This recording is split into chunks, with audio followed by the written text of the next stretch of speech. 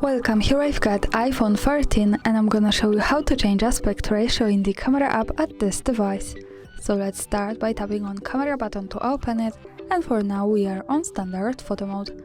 Now let's move up to this settings bar and tap to the center button so we can get access to more options about the camera we can manage. And here we have to focus on the center button so we can change our aspect ratio. We are in 4 and 3, let's move to the left square one. So as you can see, the background has changed to 1 and 1. Another tap here to this button and we can pick also 16 and 9, so the longer ratio. And of course, when we pick it once again, you can go to whatever you need. Now let me move back to 4 and 3, the original one.